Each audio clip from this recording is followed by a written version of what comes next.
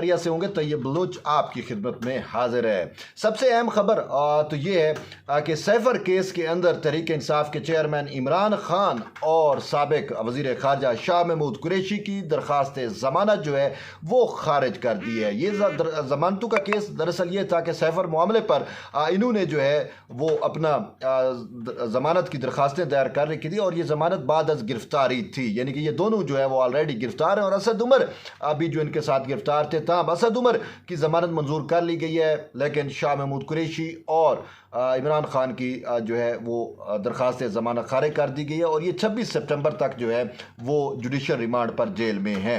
और इस सवाल से आज इस मामले पर समाज जो है वो जज अबूल हसनात मोहम्मद जुल्करनैन की जानिब से जो है वो की गई और उस हवाले से आज उन्होंने वाज़ेह तौर के ऊपर कहा कि हमने इस केस में जो है वो टेक्निकल चीज़ों की बजाय हमारे पास सीधा सा एक केस है कि सैफर कहाँ से आया, कहाँ गया और कैसे गुम हुआ। तो इस मामले पर ही जो है हम समाअत करेंगे। ताहम तहरीक इंसाफ के चेयरमैन की जानिब से और PTI के जो वकला थे वो इधर उधर की बातें करते रहे। तो उन्होंने कहा कि आप नुक्ते पे आएँ, आप हमें ये बताएं कि ये सैफर कैसे आया, कहाँ से, कैसे गुम हुआ और किस तरीके से जो है इसको फिर पोलिटिसाइज जो है वो किया गया। तो इस हवाले से आज जो है उन्होंने दलाइल दिए। ताहम FIA की जानिब से भी जो है वो आर्ग्यूमेंट किए गए, लेकिन अदालत ने केस की समाअत तो मुलतवी करते हुए दरख्वास्त ज़मानत जो है वो दोनों जो रहनुमा हैं, जिसमें तहरीक इंसाफ के चेयरमैन हो गए और शाह महमूद कुरैशी हो गए, इन दोनों की दरख्वास्त ज़मानत खारिज करके केस जो है वो मुलतवी कर दिया है। तो ये तो एक अहम डेवलपमेंट थी जो सैफर से मुतल्लिक जुड़ी हुई थी। लेकिन इसके साथ साथ हम आपको सुप्रीम कोर्ट से अभी कुछ अपडेट देते चलें।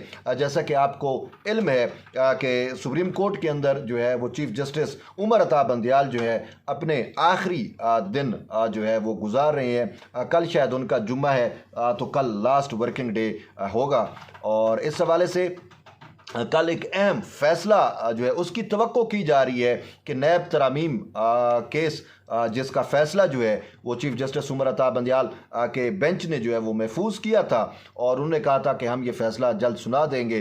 तो कल तवक्को यही है कि कल जुम्मा है और कल ये फ़ैसला किसी वक्त भी सुनाया जा सकता है। बकौल बंदियाल साहब के फ़ैसला जो है वो शार्ट, स्वीट और शार्ट होगा। अब देखते हैं कि कल ये फ़ैसला वाकई स्वीट और शार्ट होता है या फिर निदे से वो पूरी तरामीम को ही जो है वो उड़ा देते हैं। तो ये अब इनके ऊपर डिपेंड है। लेकिन जो रिमार्क्स दिए गए थे, जो ऑब्जर्वेशन दी गई थी और जो सूरत हाल है वो यही है कि चीफ जस्टिस उमर अता बंदियाल जाते जाते जो है ये नैब तरामीम को कहीं कलअदम करार देकर ना चले जाएं।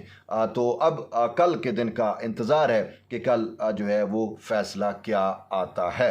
लेकिन इसके साथ साथ चीफ जस्टिस उमर अता बंदियाल की रिटायरमेंट, चूँकि रिटायरमेंट बहुत करीब है, तो वो आजकल उनके एजाज़ में जो है वो इशारे दिए जा रहे हैं। अगरचे मैं पहले भी बता चुका हूँ कि सबसे बड़ी अहम जो डेवलपमेंट हुई वो ये है कि चीफ जस्टिस उमर अता बंदियाल को वो बाइज़्ज़त रुख़्सती जो है वो नहीं मिल पाई जिसका कोई भी सुप्रीम कोर्ट का रिटायर होने वाला जज जो है वो उसका एजाज़ होता है। क्योंकि जब भी कोई जज रिटायर होता है तो उसके एजाज़ में, उसके आनर में फुल कोर्ट रेफरेंस मुनक़िद किया जाता है कोर्ट रूम नंबर 1 के अंदर। लेकिन चीफ जस्टिस उमर अता बंदियाल को फुल कोर्ट रेफरेंस नहीं दिया गया। यानी कि ये एक तारीख़ी तौर के ऊपर अगर हम देखें तो शायद ही ये पाकिस्तान का कोई वैध चीफ जस्टिस होगा जिसको रिटायरमेंट के मौके के ऊपर फुल कोर्ट रेफरेंस जो है वो नहीं दिया गया। लेकिन इसके साथ साथ इंडिविजुअली जो है उसको इशारे दिए जा रहे हैं जजेस की जानिब से और आज सरकारी इशाया है सुप्रीम कोर्ट के रजिस्ट्रार की जानिब से उनको इशाया जो है वो दिया जा रहा है। तो सुप्रीम कोर्ट में इशाया है लेकिन उसमें मीडिया इन्वाइटेड नहीं है। लेकिन इससे कबल हम आपको एक रुदात सुनाते हैं। कल जो सुप्रीम कोर्ट बार एसोसिएशन की जानिब से उनको इशाया दिया गया तो उस इशाया में एकदम अचानक से डायनासोर भी आ गया और मछली भी आ गई। अब डायनासोर की कहानी क्या है ये अभी हम आपको बताते हैं, लेकिन इससे पहले हम आपको मछली का ज़रूर बताते चलें कि सुप्रीम कोर्ट बार एसोसिएशन की जानिब से जो खाने का मेन्यू था उसमें मछली भी खासूसी तौर पे थी। लेकिन ہم تک شاید مچھلی پہنچی نہیں یا ہمارے مقدر میں نہیں تھی. اچھا ہوا کہ ہم نے مچھلی کھائی نہیں ہے. جنہوں نے مچھلی کھائی وہ بعد میں یہی شکایات کرتے نظر آئے کہ مچھلی جو ہے وہ باسی تھی, اس میں سمیل تھی. تو یوں سمجھ لیں کہ چیف جسٹس عمر عطا بندیال کو سپریم کورٹ بار ایسوسی ایشن نے جو ہے وہ باسی مچھلی, سمیل والی مچھلی ہی کھلا دی. لیکن اس کے ساتھ ساتھ چیف جسٹس عمر عطا بندیال کل اپنی ایک تقریر انہوں نے کی اور اس تقریر میں وہ اپنے آپ کو جسٹیفائی کرتے رہے. مین مدعا جو یہ تھا کہ جی میں جو ہے وہ یونائٹ کرنے کی کوشش کرتا رہا, ہمارے درمیان کوئی پولیٹیکل یا کسی قسم کی کوئی ججز کے درمیان کوئی ڈیوائیڈ نہیں ہے. یہ ڈیوائیڈ میں نے, آپ نے, سب نے نوٹ کی. وہ کہتے ہیں جی عینی نکات کے اوپر سب متفق ہیں. بات یہ ہے کہ عینی نکتے پہ کیسے متفق ہیں؟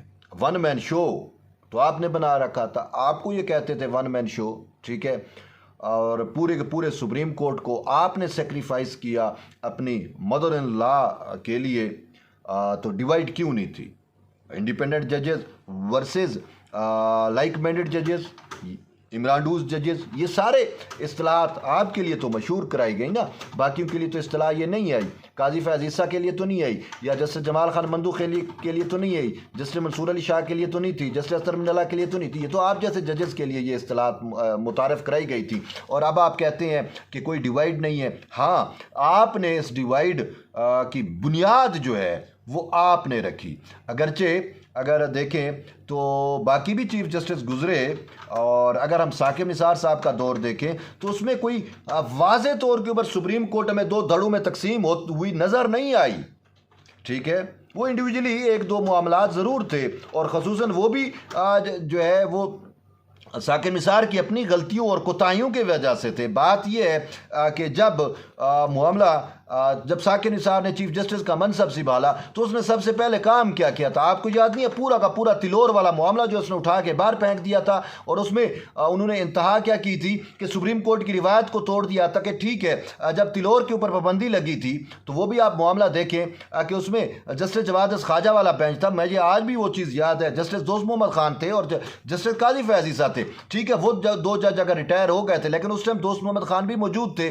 تو آپ جو ہے وہ آپ نے جسٹس قاضی فیاض عیسیٰ کو نظرثانی کیس میں شامل نہیں کیا اور پورا کا پورا فیصلہ اٹھا کے باہر پھینک دیا. تو وہاں سے ایک معاملہ چلا, لیکن بات یہ ہے کہ اس میں تقسیم نہیں تھی. ٹھیک ہے, لیکن پھر جب بندیال صاحب کا دور آتا ہے اور خصوصاً جسٹس قاضی فیاض عیسیٰ کو سنگل آؤٹ کر دیا جاتا ہے, اور اس کے خلاف جو ہے وہ شاہ سے شاہ کے وفادار زیادہ بن جاتے ہیں اپنے عمر عطا بندیال صاحب. تحریک انصاف یا پی ٹی آئی کے چیئرمین نے جو استدعائیں نہیں کی تھی اس سے بھی بڑھ کے اس کو ریلیف دے رہے ہوتے ہیں, اور جسٹس قاضی فیاض عیسیٰ کا معاملہ ایف بی آر کو بھیج دیا جاتا ہے. لیکن اس کے بعد بھی شاید قاضی فیاض عیسیٰ ان چیزوں پہ, یہ ایک پرسنل چیزیں تھیں, وہ انہوں نے ان کو وہ نہیں کیا. لیکن اس کے بعد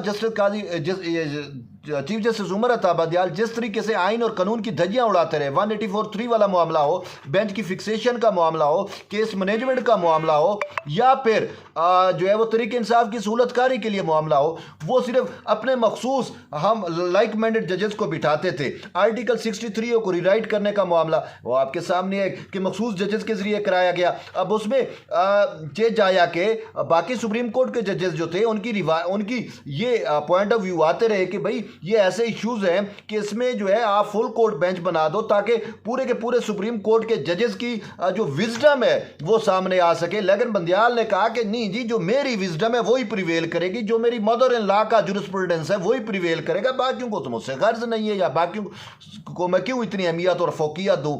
بھائی یہ معاملات آپ کے ذاتی نہیں تھے, یہ قوم کے معاملات تھے, یہ ہمارے ریاست کے معاملات تھے. لیکن آپ نے پورا کا پورا ایک ون مین شو میں اور مطلق العنانیت اپنی قائم رکھتے ہوئے آپ نے پوری کی پوری سپریم کورٹ کی جو ہے وہ دھجیاں اڑائیں.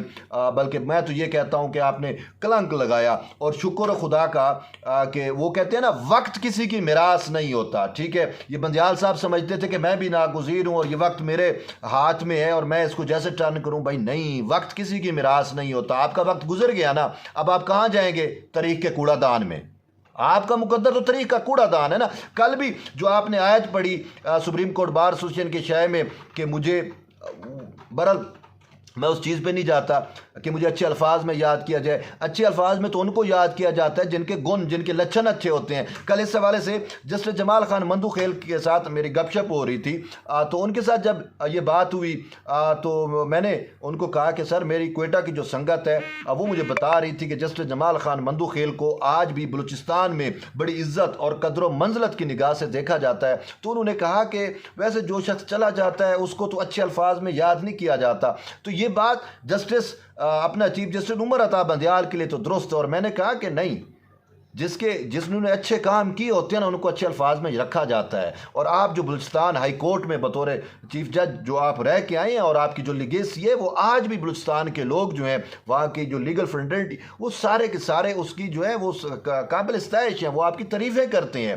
क्योंकि आपने काम ही इतने बेहतर किए हैं। तो इस पर उन्होंने कहा कि मैं शुक्रगुजार हूँ बलूचिस्तान के लोगों का कि वो आज भी मुझे अच्छे अल्फाज में याद रखे हुए हैं। ताहम उनके साथ उस time chief justice Balochistan high court भी थे। तो उन्होंने कहा शायद ये इन्हीं की वजह से जो है वो लोग मुझे अभी तक अच्छे अल्फाज में याद रखते हैं। तो बहरहाल हम अगर आते हैं चीफ जस्टिस उमर अता बंदियाल पे, तो मुझे बताएं इन्होंने कौन सा कोई एक अच्छा काम बता दें इन्होंने किया हो, कोई एक मामला आप बता दें जिसमें आप ये बरमला कह सकें कि चीफ जस्टिस उमर अता बंदियाल ने इंसाफ किया है। इनका मकसद मुनसिफ आला है ना, इनका जस्टिस देना इनका काम है, इन्होंने इंसाफ तो किया नहीं है। मैं आपको सारे इसके फैसले उठा के दिखा सकता हूं जो अभी PLDs का हिस्सा बनेंगे कि कहां पे इसने इंसाफ किया है। हाँ, इंसाफ नहीं किया लेकिन फैसले जरूर दिए हैं, और वो सारे के सारे फैसले फैसिलिटेशन वाले थे। वो सारे के सारे जो फैसले जो है वो टिल्टेड थे मैं एक पॉलिटिकल पार्टी के लिए। तो इसी वजह से फिर आपको कैसे अच्छे अल्फाज में याद रखा जाए। लेकिन फिर अपने आप को ये जी अदलिया आज़ादी का जो है ना, वो अपने आप को पिलर बना रहे थे। कल खुद ही अपने लिए टाइटल जो है इन्होंने चूज कर लिया कि लास्ट डायनासोर जो है वो। बात ये है कि आपने अदलिया आज़ादी में आपका किरदार क्या है, आपने जो हलफ है वो किससे लिया था। बात ये है, वो क्या लोगों को नहीं पता? PCO वाला मामला आपको नहीं पता? हमें तो पता है कि किस तरीके से आपको बहाल हुए थे और आपने कहां से और किससे हलफ लिया। तो अब आज आप अपने आप को जो है वो इफ्तिखार चौधरी साहब के साथ या उन लोगों के साथ खड़ा कर रहे हैं जिन्होंने अदलिया आज़ादी की बागडोर रखी, जिन्होंने उसके लिए स्ट्रगल की। आपने तो ऐसा कुछ नहीं किया। तो बहरहाल तारीख इसी वजह से आपने अपने आप को डायनासोर कह दिया। तो अब मैं क्या कहूँ, लोग तो इस सवाल से कुछ और भी कह रहे हैं लेकिन बेहतर नहीं है। तो बहरहाल आप का क्या होगा? मैं तो यही सुन रहा हूँ कि आपने लंदन की टिकट्स भी करा ली हैं। अगर आपको अच्छे अल्फाज में याद किया जाता तो आप पाकिस्तान में रहते। आप अब लंदन में जाके अपना मुंह जाके छुपाएंगे, और यहाँ पे जो कलंक आप लगा के जा रहे हैं, जो कलक लगा के जा रहे हैं, जो आप माइंस जो है वो इंस्टॉल करके जा रहे हैं, वो जस्टिस काजी फैज़ ईसा को जो है वो साफ़ करनी पड़ेगी। और उनकी ज़्यादातर एनर्जी शायद आपकी इन माइंस को साफ़ करते करते सर्फ हो जाएगी। तो बहरहाल फिर भी हम आपको जो है वो एक नई ज़िंदगी के लिए जो है वो नेक तमन्नाएँ दे सकते हैं कि अल्लाह आपका हामी और नासिर हो। अल्लाह हाफ़िज़।